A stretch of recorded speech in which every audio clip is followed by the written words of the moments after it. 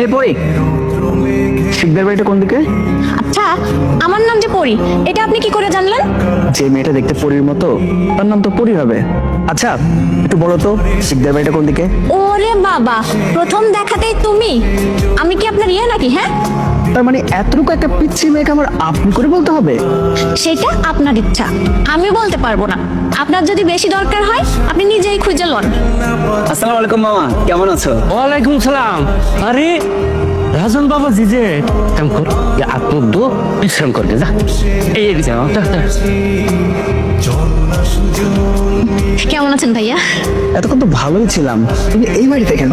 আমাদের বাড়িতে আমি থাকবো না তো কে থাকবে? তাহলে তুমি কি সেই পরি? আমি পড়ি না, তাই আমার নাম পরি। পরি, তোর মনে আছে ছেলেবেলায় এই মানঘাটে আমরা কত ঘুরে বেরিয়েছি? তাই না? আচ্ছা পরি, তুমি কি কাউকে পছন্দ করো? আমি বোঝাতে চেয়েছি তুমি কি কাউকে ভালোবাসো কিনা। না, তেমন কেউ নেই।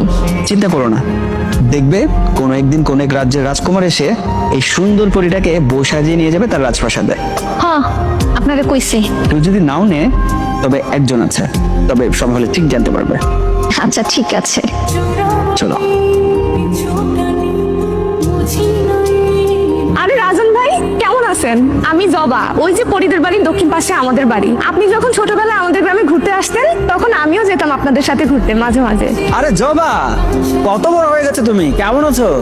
জি ভাইয়া, আমি ভালো আছি। আপনি এদিকে কোথায় যাচ্ছেন? একটু ঘুরতে যাচ্ছি। আমাকে নিবেন? তুমি যাবা? হ্যাঁ যাবো, যদি আপনি সাথে নেন। চলো। কিছু বলছো না যে? কি বলবো, আমার না সুন্দর মানুষের লগে কথা কইতে মেলা ভয় লাগে। সুন্দর কে? কি আবার আপনি? জবা, তুমি অনেক বেশি সুন্দরী। সত্যি কছেন রাজন ভাই? সত্যি, চার সত্যি। বুবু, বিরাট এক ঘটনা দেখেছি রাজন ভাইয়া আর রাজন ভাই কি শোনা, বলতো কি হয়েছে? রাজন ভাইয়া আর জবা আপু একসাথে রাস্তা দিয়ে ঘুরে বেড়াচ্ছে। আজকে আসুক। পরি, কি হয়েছে তোমার? ওই কথা বলো। আমার কথা না শুনলে চলবে তোমার?